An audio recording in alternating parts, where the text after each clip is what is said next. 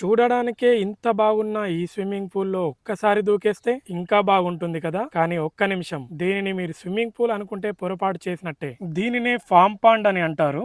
తనకున్న 25 ఎకరాల్లో పండించే పంటల కోసం సంవత్సరం పొడవుతా నీటి కొరత ఉండకూడదనే ఉద్దేశంతో ఒక్కోటి 13,60,000 లీటర్ల నీటితో ఉన్నటువంటి సామర్థ్యం ఉన్న 2 నీటి కుంటల్ని నిర్మించారు రైతు రాజారెడ్డి గారు. ఈ నీటి కుంట కింది భాగంలో 14 మీటర్ల పొడవు, 14 మీటర్ల వెడల్పు ఉంటుంది. పైన చూసుకుంటే 22 మీటర్ల పొడవు, 22 మీటర్ల వెడల్పు అయితే ఉంటుంది.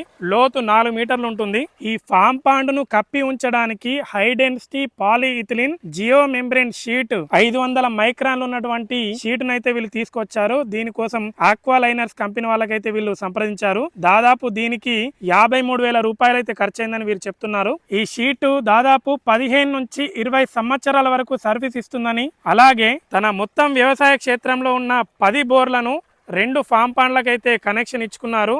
ఇక్కడ మనం చూస్తున్నటువంటి ఫామ్ పాండ్కి అయితే ఒక 5 కనెక్షన్ ఇచ్చుకున్నారు. మిగతా ఫామ్ పాండ్కి అయితే ఒక 5 కనెక్షన్ ఇచ్చుకున్నారు. ఆ ఎక్కువ తక్కువ పోసేటువంటి బోర్లన్నిటి కూడా దీంట్లో పోసేసుకొని 5 HP మోటార్ రెండింటికి పెట్టుకున్నారు ఫామ్ పాండ్లకి. ఇక్కడ 5 HP, అక్కడ 5 HP. ఆ 5 HP మోటార్ సహాయంతో పంటలన్నిటి కూడా సమానంగా ప్రతిరోజు కూడా నీళ్ళు అయితే అందించడం జరుగుతుంది. ఈ నీటి కుంటను తవ్వడానికి జేసీబీకి అయిన ఖర్చు, అలాగే షీట్ వేయడానికైన ఖర్చు, కూలీల ఖర్చు, ఇవన్నీ కలుపుకొని దాదాపు ఒక ఫామ్ పాండ్కి 2 లక్షల పైన అయిందని చెప్పేసి రైతు రాజారెడ్డి గారు తెలుపుతున్నారు.